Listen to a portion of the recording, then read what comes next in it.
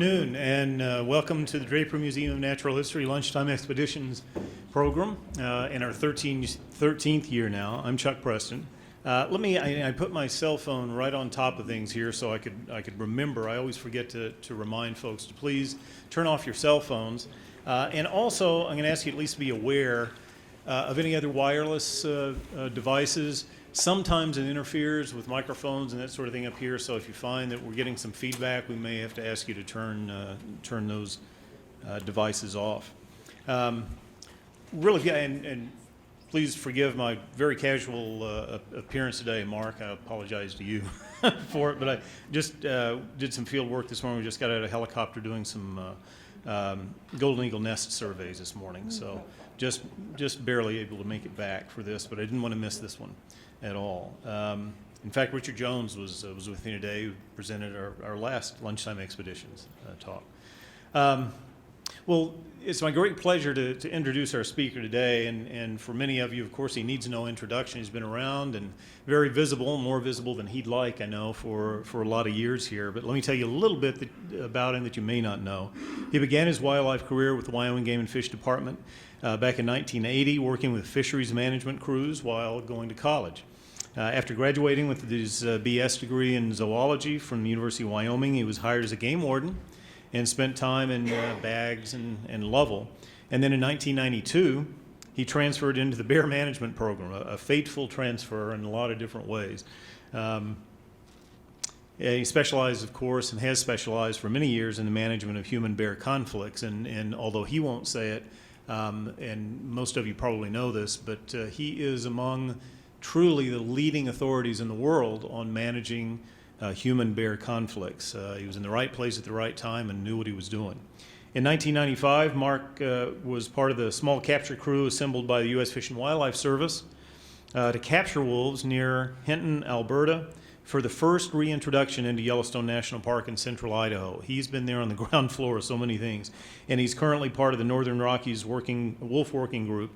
That's an interjurisdictional group of both state and federal researchers and managers dealing with wolf issues. Mark currently supervises the large carnivore section for the Wyoming Game and Fish Department that oversees the management of black bear, grizzly bears, mountain lions, and of course wolves throughout the state. In addition to his work with carnivores here in Wyoming, he's worked with polar bears in Canada and brown bears in Sweden. So it's with great pleasure that I introduce Mark Bruscino.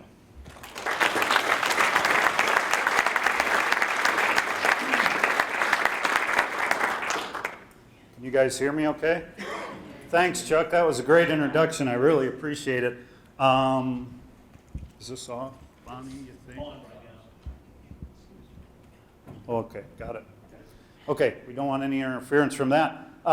Yeah, when I transferred in 1992, I think that was an intelligence test, just to see how smart I was. Yeah, you want to go from something controversial like being a game warden, catching bad guys, being in court, all that stuff, to something a little more controversial like the recovery of the Yellowstone grizzly bear population. Of course, I said yes, and they said, well, you flunked, so the intelligence test, so we'll give you the job. Anyway, no, it's been a great career, and we've had lots and lots of help with that aspect of things from the, yeah, okay, that's off. From the agricultural community, from the sportsmen, and from the general public that's made that quite a success. And I would also say that that applies to the recovery of wolves, too. There was a lot of people that sacrificed, that started doing things differently to accommodate wolves, whether they liked them or not, didn't break the law, there was no civil disobedience, and things went relatively smooth. And that was people that may have not, that included people that loved wolves and some that may have not liked wolves at all. So a lot of credit goes out to everyone in the general public for I guess, being a silent participant in this thing. Anyway, I'm not going to have an acknowledgement slide because those are boring and take lots of time and no one likes them, but I do want to acknowledge a few people that have really helped Wyoming transition into the management phase of having wolves in the state and in the Northern Rockies. And I know I'm going to miss people, but Kevin Hurley, Doug McWhirter, they're all sitting in the back, you guys. So they can raise their hands if they like. Gary Brown, Kyle Bales, Ron Blanchard, Andy Johnson, Craig Smith, Joe Harper over here, Ann Bellman. There's all sorts of people in this room that worked on this and to move this wolf management towards the state of Wyoming and management of wolves as a game animal. So that's my acknowledgement part of things. Anyway, years ago, after a long period of, I think, intensive efforts to extirpate wolves, in his essay, Thinking Like a Mountain, Aldo Leopold said, "Only the mountain has lived long enough to listen objectively to the howl of the wolf." I think this was his way of saying people need scientific information. They need good decisions. They need to look at things objectively and not vilify wolves. At that time, that was the main way wolves were viewed, but not put them on a pedestal either. They're just like any other wildlife, like any other critter out there, and we just need to manage them as other wildlife. And that's what I took away from this. And I've got several quotes throughout this thing, and I'm going to tell you what I think they mean to me and how important they are in you know, as you think about this whole wolf restoration that's occurred over the years. Anyway, historic and current distribution of wolves. You guys, wolves were one of the most widely distributed large mammals in the northern hemisphere. The other two large mammals that are very widely distributed, you'll never guess what they are. Humans being one, grizzly bears being the other, or brown bears. They're the three most widely distributed large mammals in the northern hemisphere. So, they used to live across pretty much all of Europe and Asia, all of Mexico, United States, and Canada. Currently, there's really good wolf numbers in Russia. The Arabian Peninsula has some wolves in it. Eastern Europe has wolves. Finland, Scandinavia, Norway, Sweden. Italy actually has a wolf population, so does Spain. Parts of India still have wolves. They're not an uncommon animal, so from the worldwide perspective, they certainly aren't rare. Canada has lots of wolves. Alaska has lots of wolves. And of course, there's some wolves now in the northern Rockies. There's also the Mexican wolf, which is being attempted to be restored into Arizona and New Mexico. There's about 75 individuals there now. That's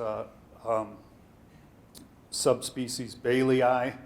And then the red wolf in North Carolina, there's about 125 of those, and that's subspecies Rufus. So, historically, wolves range across a large area. They've been extirpated from many parts of the United States, a little bit of Canada, and Mexico. Okay, I'm going to start this thing out. I know it's then, now, and into the future was the name of my talk, but I'm going to start out with a little bit of wolf biology and ecology just to get your feet on the ground. Wolf ecology is highly influenced by their social structure. Most wolves live in packs. There's dispersing wolves, lone wolves, sometimes referred to as lobos, that are running around looking for a mate that eventually they want to try and start their own pack. But most wolves do live in packs, generally consisting of a breeding pair and their offspring. Now, sometimes they allow a lone wolf that's not related to the pack to come into the pack. Those come and go. Wolves from the pack come and go. But they're primarily the nucleus of the pack is the breeding pair and the offspring. There's the long-term average is about 7 wolves in a pack in Wyoming. Wolves, you guys, are highly territorial, incredibly territorial. Probably the only thing that I can think of in the large carnivore world that's near that is a male mountain lion, where they really actively trying to defend a unique piece of real estate, not let any other wolves in it. And these territories, you guys, are huge. And I'm going to show you some here in another slide, but they're really big. And that functions in several ways. One is it functions to keep the distribution of wolves low on the landscape, and ultimately then I think those populations tend to not fluctuate as much as they could because a lot of their numbers are based on prey availability, based on this territoriality. The territories expand typically when prey isn't as dense and may shrink down some when prey is highly available. But the take-home point here is that they're very territorial. So you can only put, if you look at a map, you can only stuff so many wolf packs on the land. They don't live on top of each other like grizzly bears do, quite honestly. Their territories overlap, their home ranges overlap quite a little. There's just kind of spatial avoidance between bears. Entire packs are involved in pup rearing. Of course, the mother whelps the pups in the den, and she sticks pretty close to them, and the rest of the pack goes and gets meat, brings meat back. When the pups are of age where they can start eating meat, they drop the meat or regurgitate it and allow the pups to eat it. They do hunt in packs. Their primary prey is large ungulates, and sometimes wolves will hunt individually or in pairs, but they generally hunt in the pack unit, or at least a large part of the pack. As I mentioned earlier, their primary prey is large ungulates. In the Yellowstone ecosystem, that usually means elk, deer, and bison occasionally, where they're available. Vulnerable individuals are generally selected. And you guys, this is true. It may be very subtle, but think about it this way. Wolves use a coursing technique to kind of work a herd of elk, for example. They start pushing it. They see whichever one's starting to lag back, or the one that has the limp, or the one that's the smallest or the slowest or whatever, and they select it. It doesn't mean that it's not an unhealthy individual, but it means it's the most vulnerable individual. And if you watch tapes of wolves stalking prey, particularly animals that live in herds or groups, that's exactly what they do. They start pushing them till they single out one that's most vulnerable, and then they really key in on that and try and take that animal. Winter kill rates for elk in the northern Rockies from recent studies done are anywhere from 0.2 to 4.2 elk per wolf per month. And of course, wolves in our highly developed agricultural landscape of the northern Rockies do kill livestock, and they kill them frequently in some cases. So they also use those as a food source. Population regulation. Human-caused mortality, obviously, is part of the way the population is regulated. Wyoming had its first hunting season this year, which I'm going to talk about. That served to put a management tool in our hands to help us regulate the population. But other causes of human-caused mortality occur as well. There's not a lot of documented illegal human-caused mortality, but there's some. But there's a fair amount of livestock depredation control actions. Wolves that are involved chronically in killing livestock. Part of the original agreement when wolves were restored in 1995 was that the livestock industry was not going to bear a disproportional burden of this restoration project, and that there would be programs in place that would help livestock producers with damage problems caused by wolves. So each and every year in Wyoming, some wolves are killed in livestock depredation control. The availability of suitable habitat, that's basically vacant space when it comes to a wolf and prey. Resource limitations, as prey animals fluctuate in numbers and distributions, so do wolves. Wolves will follow these fluctuations both spatially and in numbers. And then there's social regulation, being that only one pair breeds. They're highly territorial, and they exclude other wolves from that territory. And there's a lot of what's called intraspecific killing, you guys. Wolves kill wolves, and they kill them frequently. A wolf trying to join another pack may get killed.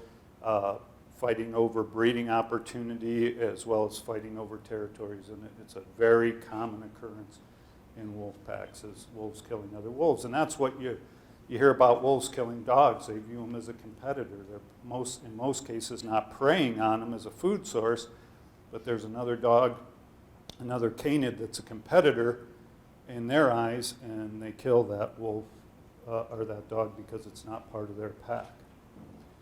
Okay, wolves, you guys, are capable of huge movements. They really are, and they can move long distances. They're a large carnivore that can easily move 10 miles a day, go on big walkabouts. This is just an example of 297 radio-collared wolves over about a 12-year period, and some of their movements. You can see wolves move from the Yellowstone area down into Colorado, down into Utah, over into Idaho. Wolves in Idaho have come our way. They've gone into northwest Montana. Wolves in northwest Montana have gone into Alberta and British Columbia. Wolves from Idaho have gone to Oregon. Wolves are now in Washington. There's at least one wolf, or was, in California. They're capable of very long movements, very long dispersal distances. Diane Boyd, who some of you may know her name, she was the one that started working on the first wolves that showed up in the early 80s in northwest Montana, and she radio-collared a wolf there that was killed in a trapper snare in the Yukon Territory.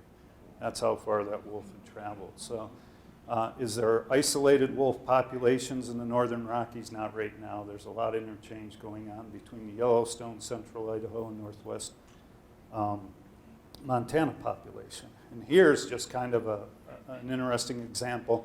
Radio collar technology has increased, you guys, to where GPS collars now can be put on animals, and they can be programmed to take several locations a day that then are sent to a satellite or downloaded from aircraft, and it can show you on a micro scale the movements of these animals across the land. And here was an animal that was collared north of Yellowstone Park, traveled over into our country for a while, then she went down here, crossed the Wind River Range, circled around a bit into the Upper Green, then over into Idaho, down into Utah, came across into Colorado, went up to Laramie, maybe see a basketball game or something, I don't know, on a weekend.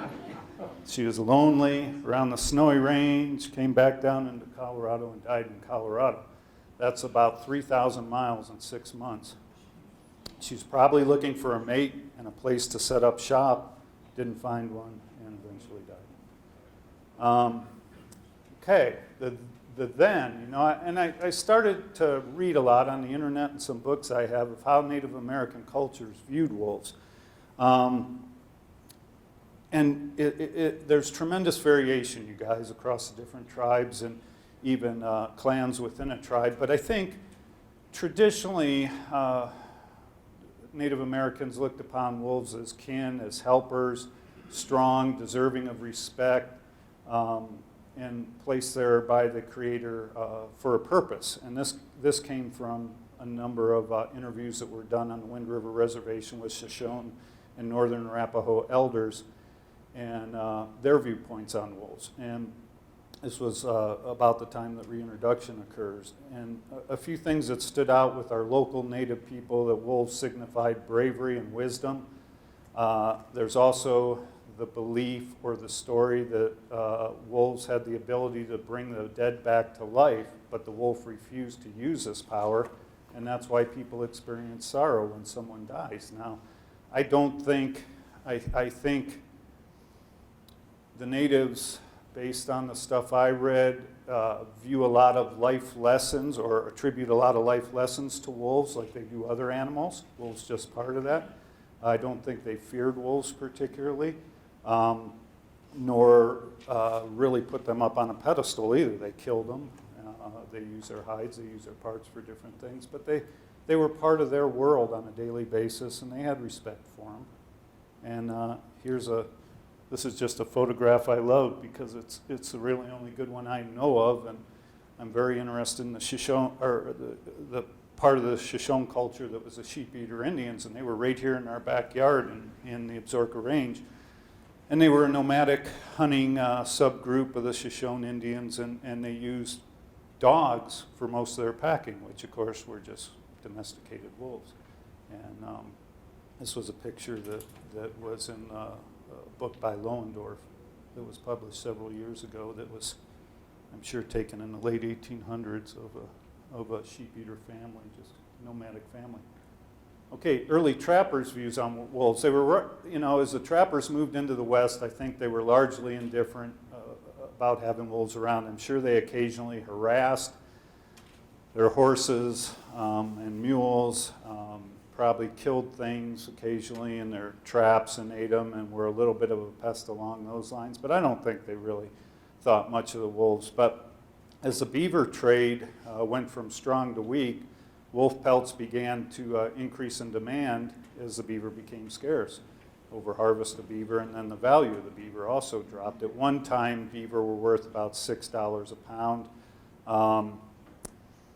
Wolf pelts were only worth about $1 a pelt, but by the 1850s they had doubled, and records from the American Fur Trade Company indicate that 20 wolf pelts were shipped down the Missouri in 1850, with 3,000 being shipped 3 years later. So they're not only them replacing beaver as a fur commodity, but also the value of those increased.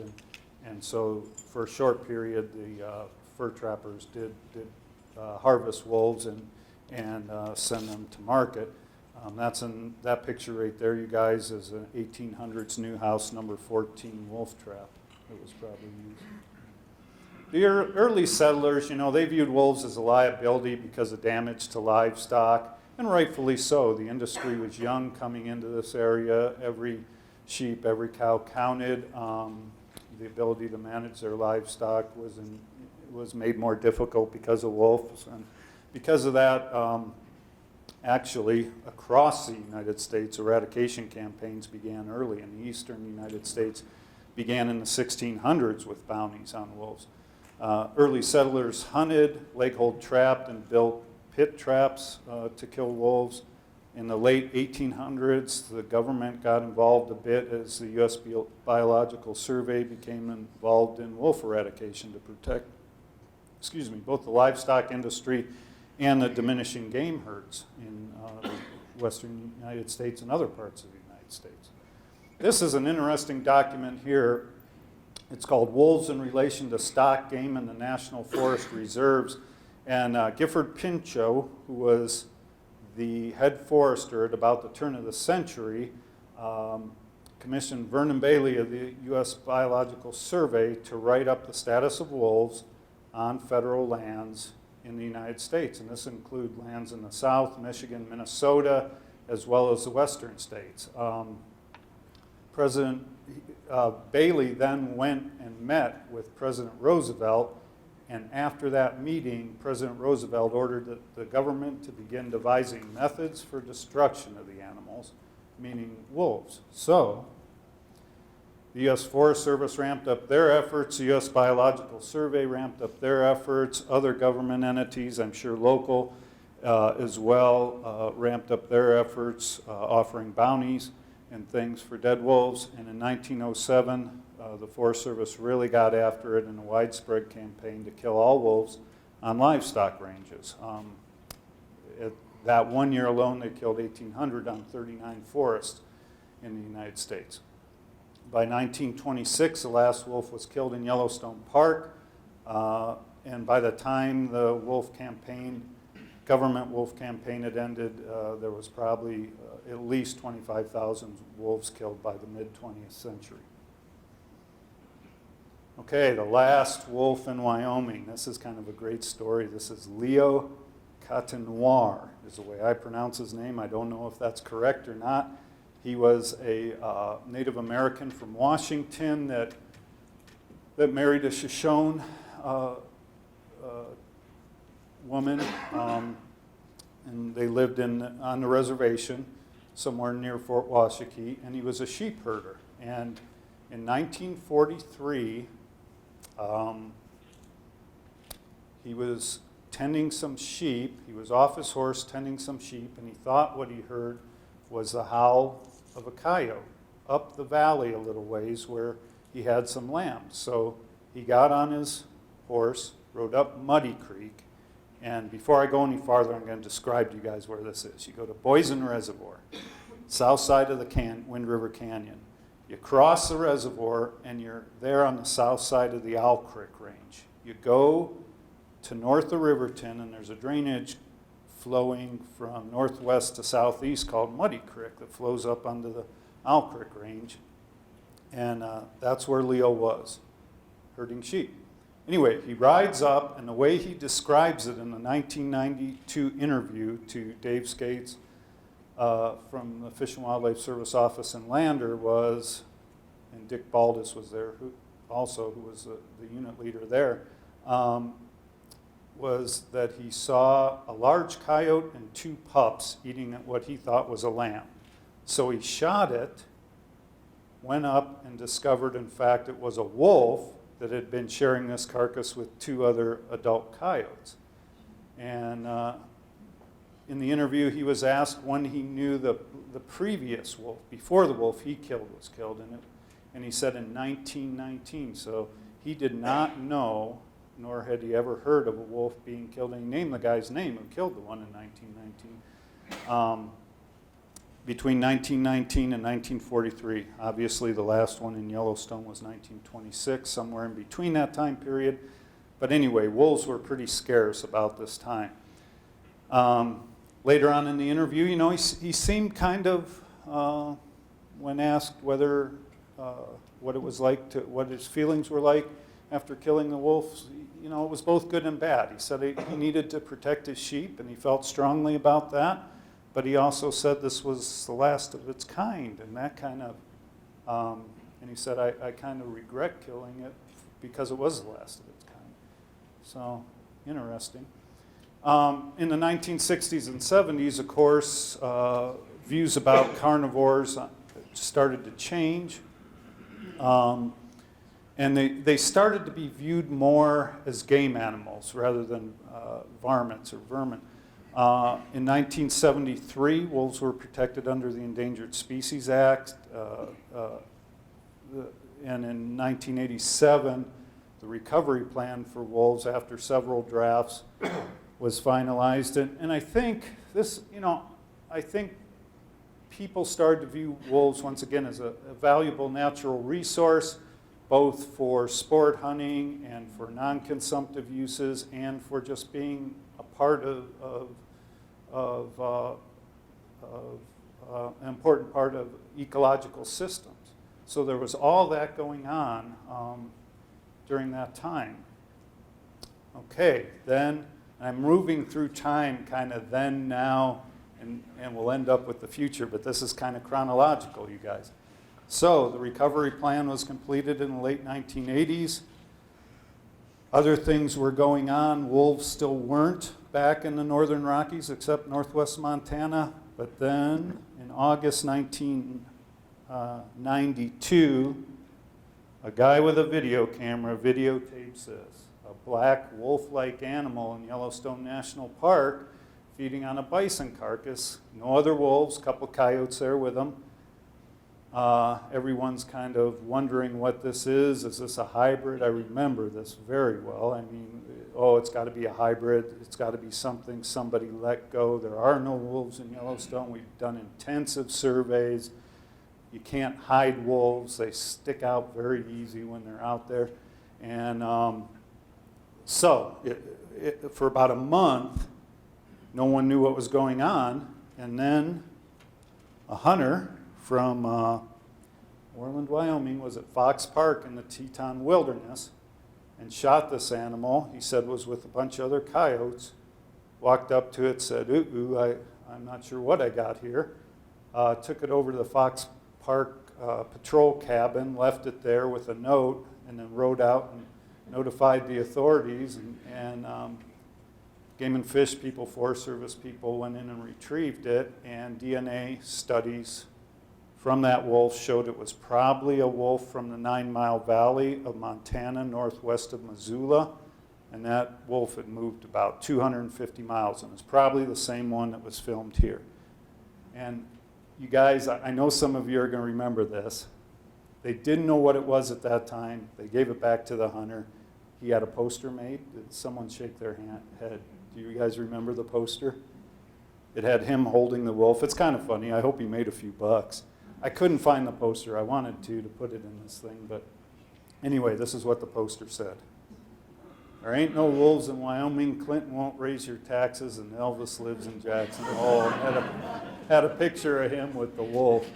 And I've talked to the guy. He's a great guy, and he thought it was funny, and I hope he made a few dollars as well. Anyway, the debate raged on, as you can imagine, because wolves had not been brought down from Canada yet to be reintroduced. And here's some the collage of photos from the Cody meeting. As you can see, over the final or draft EIS, there was over 400 people there, I believe. I think that's County Commissioner Tilden there, Bill Overfield, Janet Stambaum, maybe there. You guys probably recognize more of these people than I do. But anyway, it was still quite heated, both pro and anti-wolf folks. The final EIS came out in 1994 with the recommendation of natural recolonization in northwest Montana because wolves had already moved there. They weren't recovered, but they had moved from Canada into northwest Montana and recommended reintroduction for central Idaho and Yellowstone National Park. Okay, these are my old slides, and these of you, for those of you who are old enough to remember what old slides look like, they're kind of the cardboard and film things. I scanned these. I was asked to go up and assist with the capture by the Fish and Wildlife Service. They paid for it. The Wyoming Game and Fish Department didn't. What they wanted was some people with carnivore handling backgrounds, even though I'd never seen a wolf up to that point. So I did go. I usually wear a bag over my head when I tell people that, but I think this looks like a pretty good group. But I did go up there and I assisted with the operation. Hinton, Alberta is north of Jasper, if that helps you at all. It's not small, but it's a I think typical town in rural town in western Canada, where they rely heavily on mining and timber harvest. Just good old folks like we are here. They were really quite fascinated that all of a sudden that their town ended up on the map and was on CNN every night. And what is all this? What's all this infatuation you Yanks have with wolves? Well, there's things we heard. They had just lived around wolves all the time, and it was no big deal to them. None of us knew what we were doing because no one had ever done anything like this before, quite honestly. We did have a spotter plane, a guy from Alaska who was very good at finding wolves from the air. He was in a fixed wing that we borrowed, actually. I'll tell you some of the inside stories of this. And then he crashed, and we had to kind of glue it back together before we returned it to the guy who owned it. Anyway, we had a spotter plane. We put him up in the air, and we had 2 helicopters. Of course, I took this picture from the other helicopter flying out early in the morning. And the fixed-wing pilot would find the wolf packs, and we would come in and try and dart them, which was not very successful the first couple of days, and then we got a little better as we moved along, including bringing 2 guys down from Alaska who actually darted wolves from helicopters, which made us a lot more successful. That's one of them here, Mark McNay. Okay, then we take the wolves to Switzer Provincial Park, hold them there. This is a part of the glamorous job of being a wildlife biologist, taking a fecal sample for intestinal parasites. We had to get each of the wolves certified disease-free. So blood samples were taken, fecal samples were taken. They were looked over for external parasites, all this stuff. The blood work was all cataloged, numbered, all that stuff. Then we would give each wolf an identifying ear tag that would identify from what pack it had been taken from. That way we could look at the data. Is it a female? How old it is when we started shipping these things south. About every other day, samples for diseases were sent to Calgary, to the disease lab. This is Janet Jones. She's the vet in Jasper that was hired to help. Some of you may recognize this fellow here. That's Dave Meach. Ken Taylor, who ended up being the deputy director of the Alaska Fish and Game. Sharon Rose was handling the media that was, I mean, this was a 24-hour-a-day job. People from Japan were showing up, all over the world, media. Steve Fritz, who was quite honestly one of the big engineers of this whole thing, and of course, I didn't have gray in my mustache back then. I do now. And this, incidentally, you guys, was the first, or the wolf poached up by Red Lodge, that wolf, after it came down. But so it was a real team effort, a whole bunch of jurisdictions, people from different walks of life helping out. Wolves were fed roadkill and housed in a dog kennel. They were pretty calm. They didn't act anxious.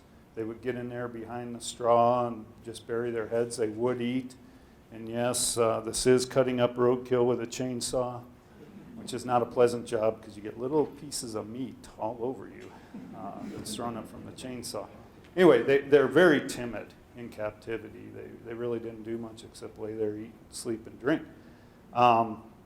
It was kind of interesting. This thing evolved, and the community started to really figure out what was going on, and then school buses would come out, and they would bring the children out to see the wolves, which was great. But I remember one evening I'm sitting there, and I hear this kind of car. It sounded like metal on metal coming in and screeching. Well, this lady goes, "I've got some food for your wolves," this older woman. And we said, okay. And in her trunk, she had a road-killed deer that she had hit the day before, and she went back and had her son help her load it up, and she brought it in to feed the wolves. It was quite a deal.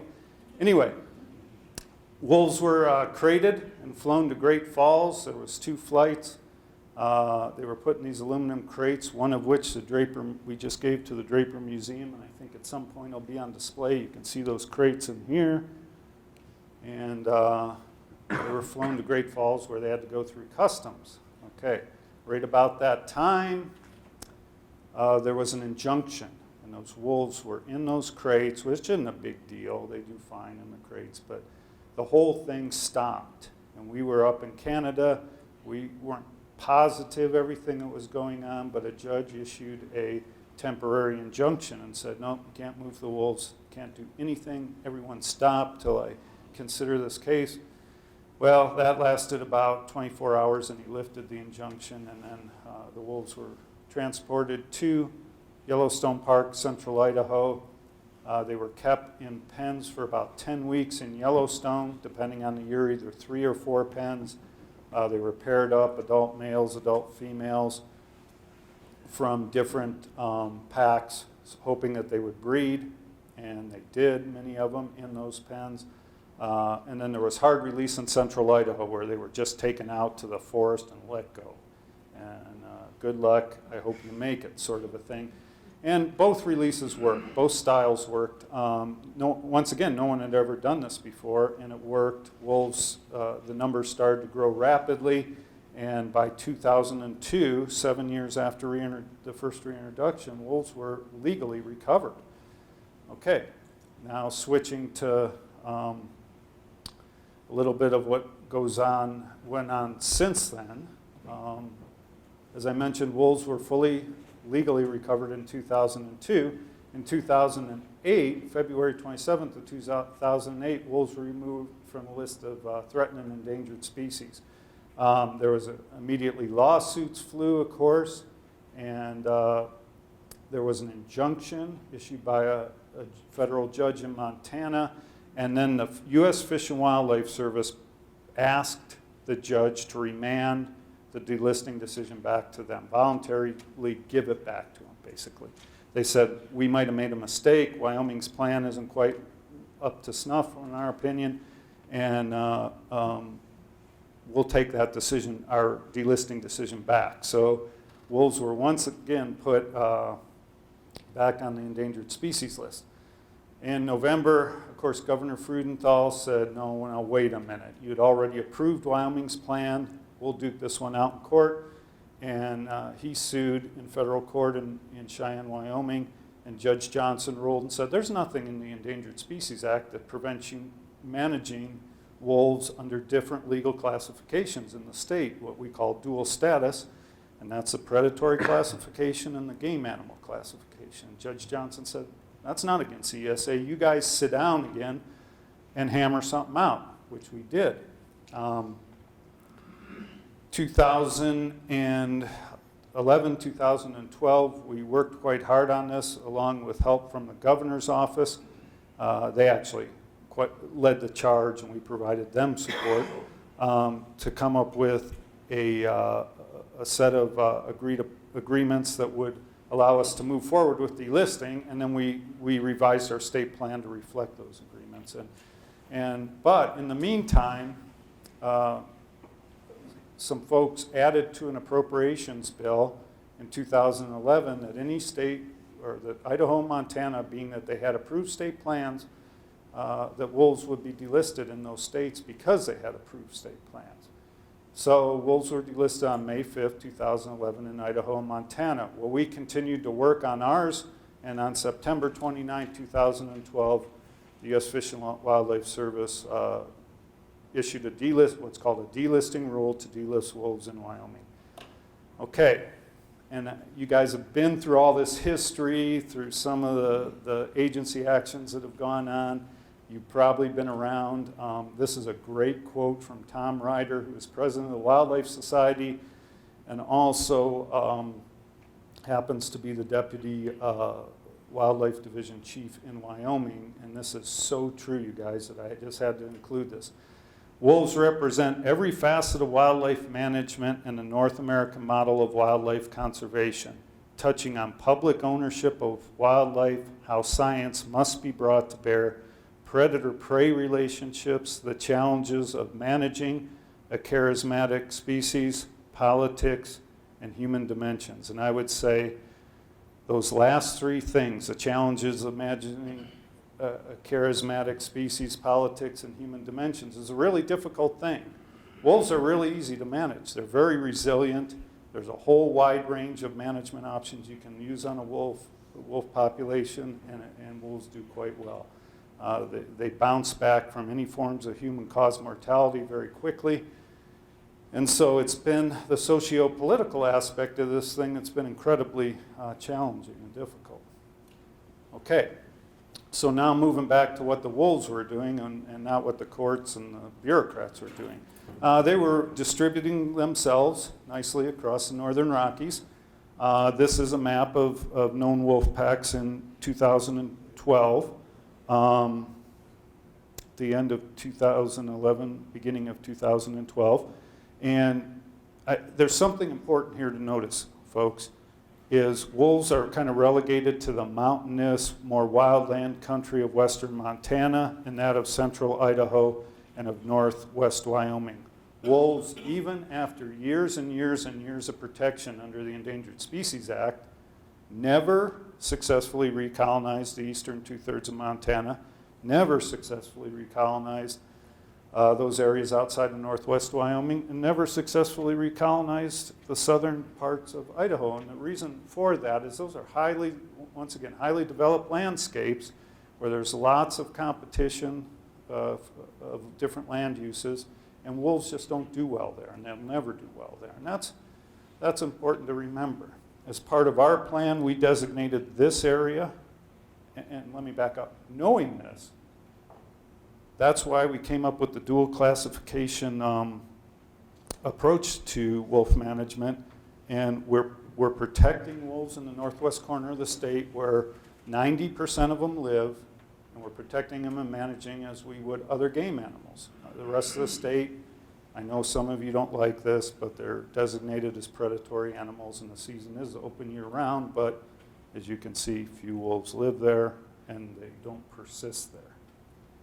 Okay, this is a distribution of wolf packs in Wyoming at the start of 2001, and you can see the size of the packs. The ones in orange are breeding pairs, the ones in blue are the non-breeding pairs. The distribution largely follows that of the wintering ungulate distribution. There's not a lot of some of these packs will move into and use some of this deep, dark wilderness in the summer, but the core of their home ranges are in the same places where ungulates exist. That's a no-brainer. That's their prey, main prey item. There's a few packs that have lived outside the park, but they don't persist, outside of northwest Wyoming, but they don't persist for a long time. And of course, Yellowstone Park has wolves as well. Okay, so we move into managing wolves as game animals. We had to come up with a prediction of where we'd be at the end of our first hunting season. We came up, and this I think was pretty good data, there was a minimum of 190 wolves in that area I just showed you, northwest Wyoming, what we call the wolf trophy game management area and the seasonal trophy game management area. Then we had to predict pup recruitment. We predicted that about 76 pups would be produced last year for a total wolf population at the start of the biological year, which is about April 15th, of 268 wolves. We estimate, based on historical information, that about 18.5% of those wolves would die from non-hunter caused mortality. This is livestock depredation control, illegal harvest, vehicle strikes, those sorts of things. So you subtract 5 wolves from there. Our quota we set at 52 because our objective was to bring the population down just a skosh, and we figured that there would be about, based on historical information, again, about 5.5% natural cause mortality in the population. So during the calendar year, we estimated 98 wolves would die.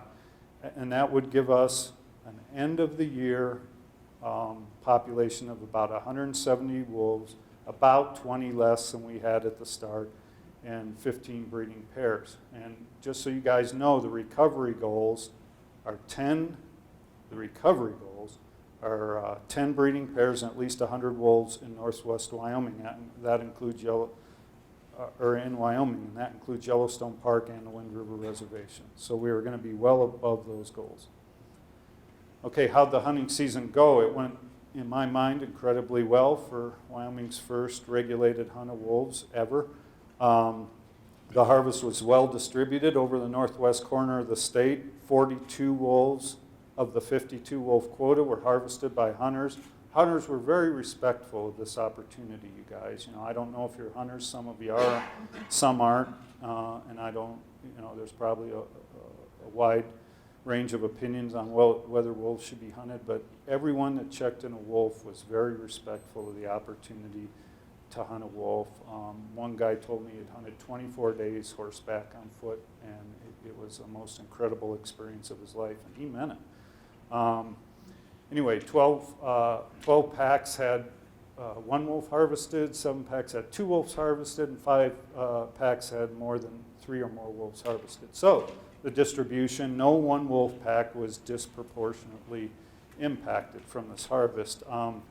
There was wolves harvested in the predatory animal area, several out here in the Red Desert. Those were probably dispersers along with the south end of the Wind River Range and some up here in the Pinedale area.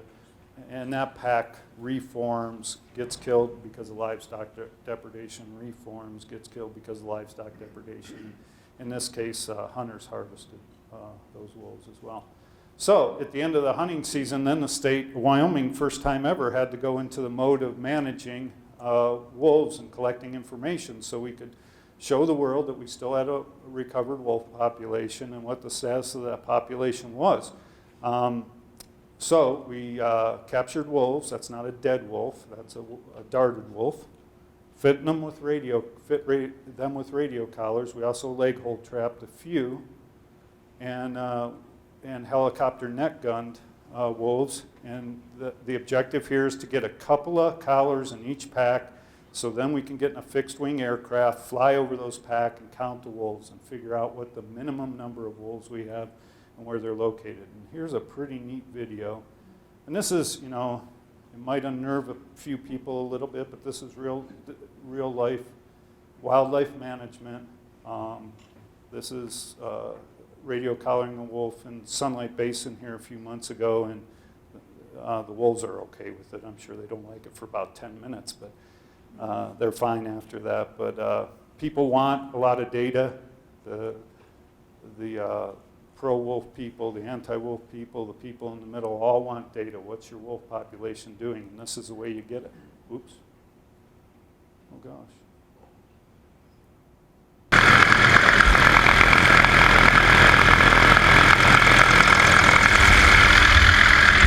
So this is helicopter net dummy.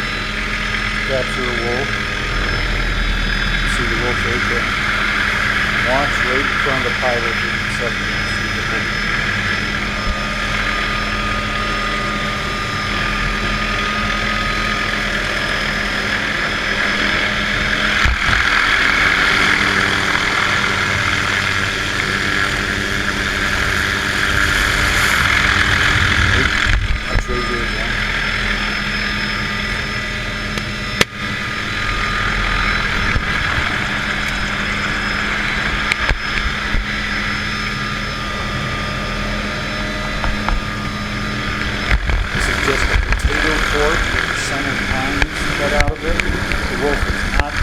Held down, muzzled, hobbled, the collar's put on it, blood samples are taken, it's looks really good.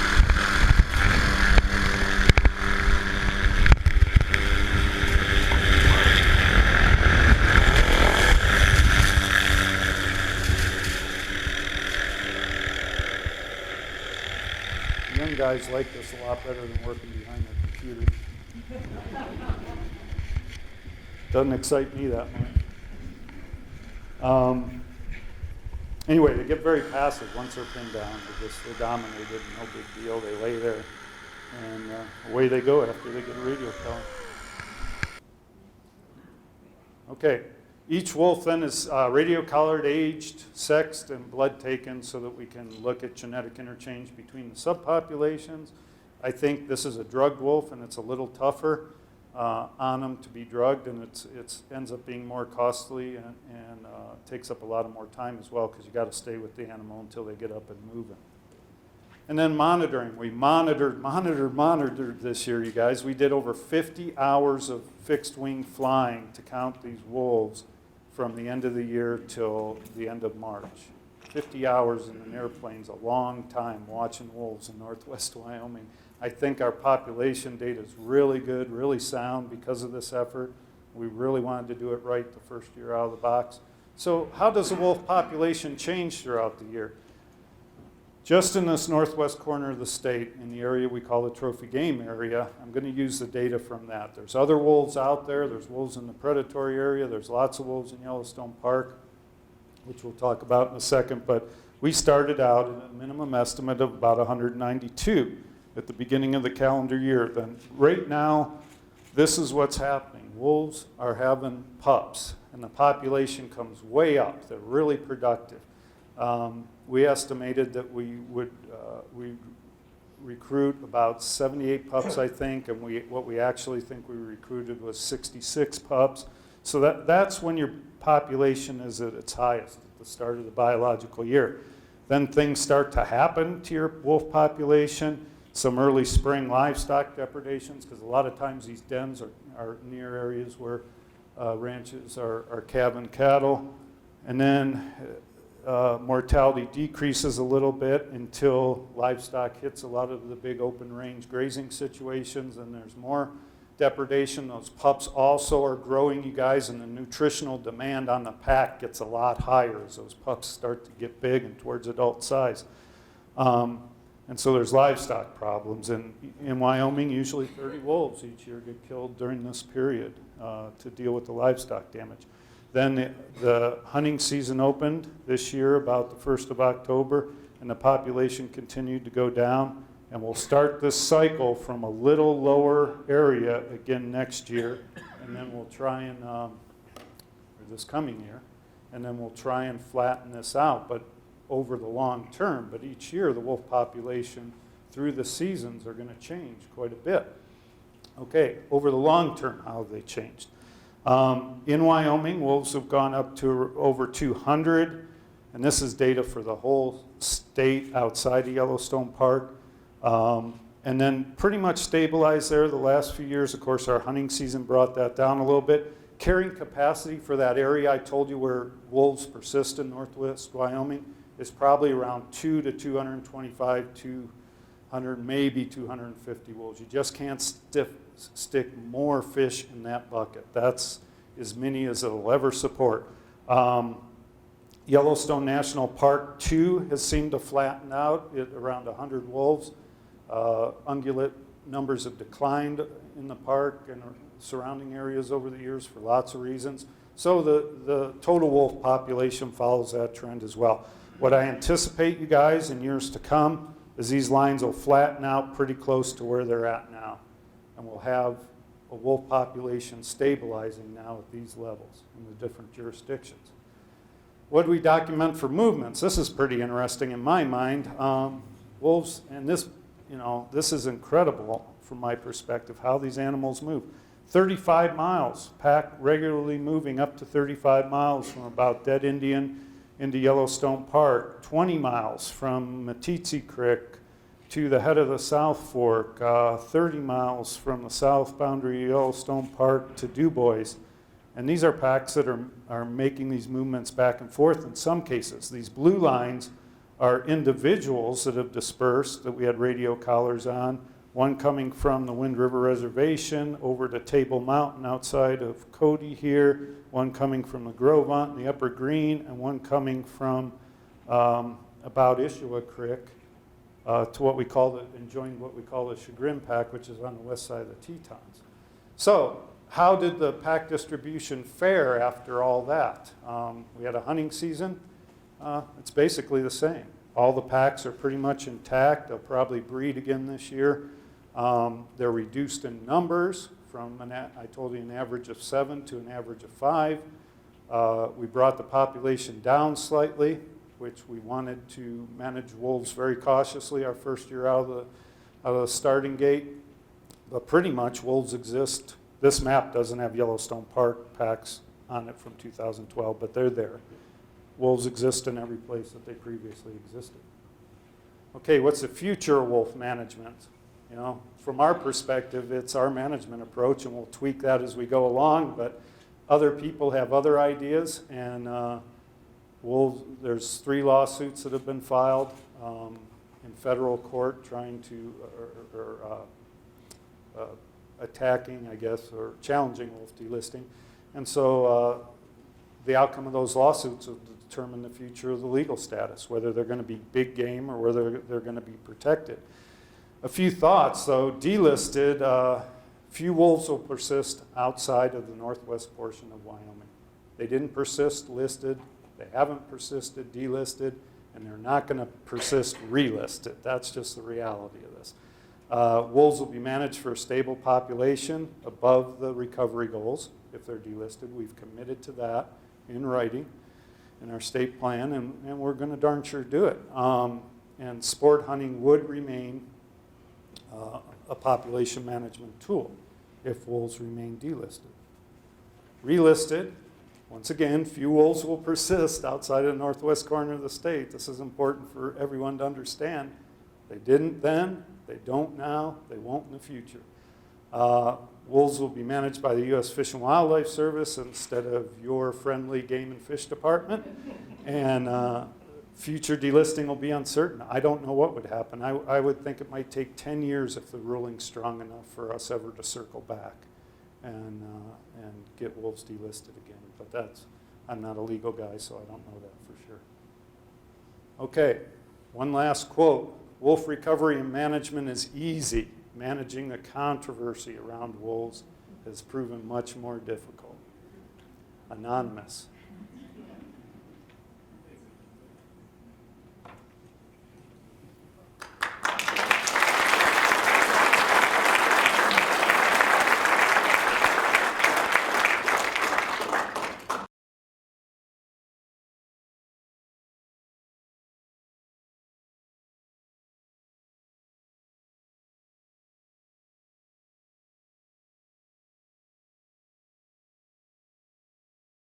We have time for a few questions. Oh, Dewey. Do you have one of your little bullet point maps that shows where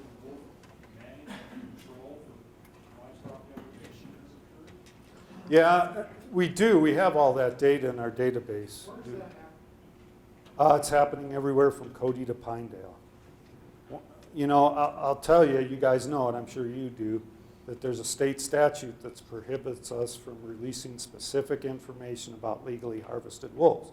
And that includes wolves being harvested in damage control situations. So while we have that data, we have not published it specific to individual parcels of land where people could identify the owner of that land. And that's in statute. You can't break that law. Yes, ma'am. You had one slide that indicated the population and how it varies during the year. And it also showed that in 2005 there was a considerable drop in population in both the YNP and the Wyoming. One more. There you Yep. go.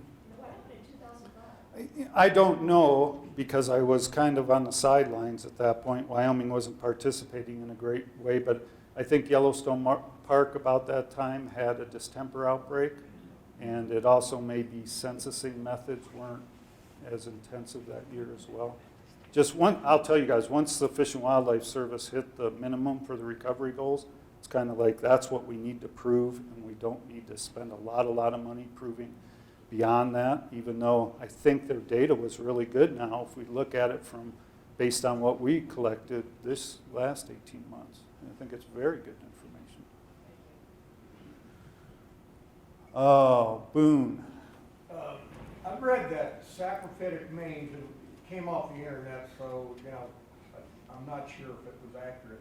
But saprophytic mange was introduced. It was originally a European, and in the late 30s, it was introduced by mandate of the governor of Montana to control wolf and coyote population. Do you know if that's fact or fiction? I don't know. I think it's a native. I think it's native. I don't know that Boone for sure, but I'll tell you, it's in all the canids almost worldwide. It's very common in canids, and it doesn't kill them off. They cycle through it. You know, some die, others do okay, and away they go. Yeah. Yes, I wonder, do you have information on how the recent hunt impacted the Yellowstone National Park and Grand Teton National Park wolves? Specifically, how many wolves were killed that were members of packs in the park? Yeah, I do have that information, and I'll tell you, I got to tell you something though. There isn't like, there's a Yellowstone subpopulation, there's a Wyoming subpopulation. It's all the same population of wolves. Right now, for example, wolves are interchanging, and we're documenting lots of interchange between Yellowstone, wolves from Yellowstone coming out, joining our packs, finding mates, appear to be setting up shop. The same thing's happening in the other direction. That's always happened and will always happen.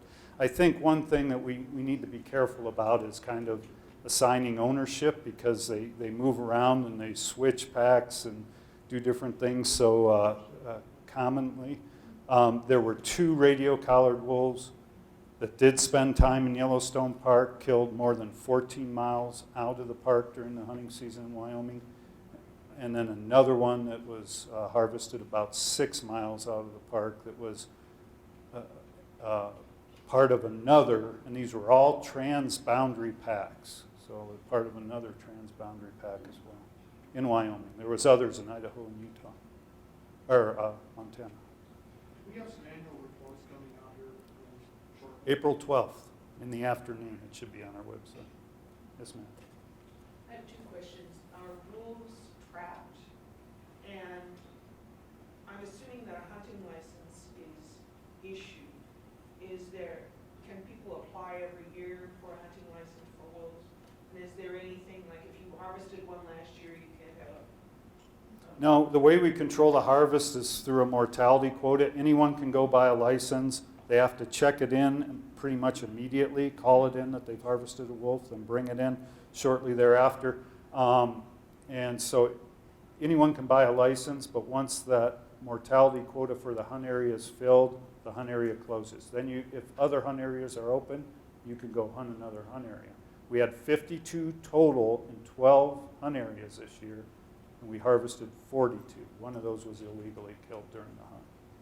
And then what about trapping? Are they... Oh, I'm sorry, there's no trapping in the northwest corner of the state where they're designated as as trophy game animals. They can be trapped like coyotes can be outside of that area in the eastern 2/3 and southern part of the state.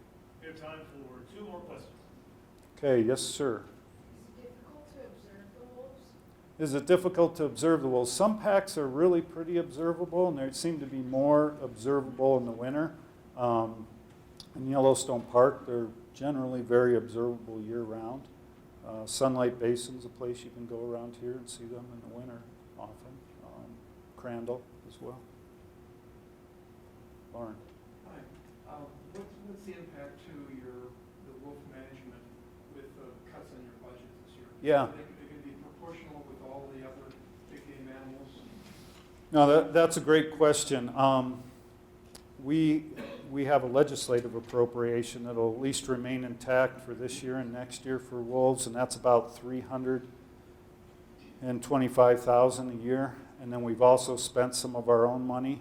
This year particularly, we spent about another $100,000, a little more than that. I think in the future, wolf management, because at least the current governor feels that the burden of wolf management should be spread across all the people in the state and not just the sportsmen that traditionally fund wildlife management. And so I'm guessing we're going to get a legislative appropriation each and every year. So, however, the rest of the state's impacted will probably be proportionally impacted, but for right now, we're good. And I think it's important to have some money there early on to get this thing up and rolling, show the world that in fact we are managing wolves and they aren't perishing, and then we can continue to monitor, maybe using less expensive techniques. I think we can probably keep Mark here all afternoon. He does have another job in the back too. Thank you so much, Mark.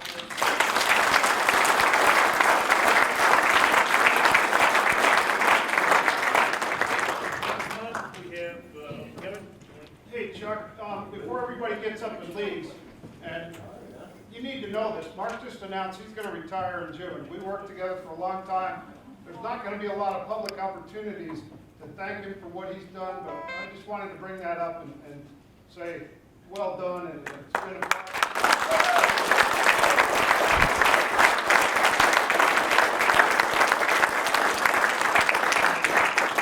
I'm glad you did that. He wouldn't let me do it. I would. Thanks, Kevin. Thanks again. Next month we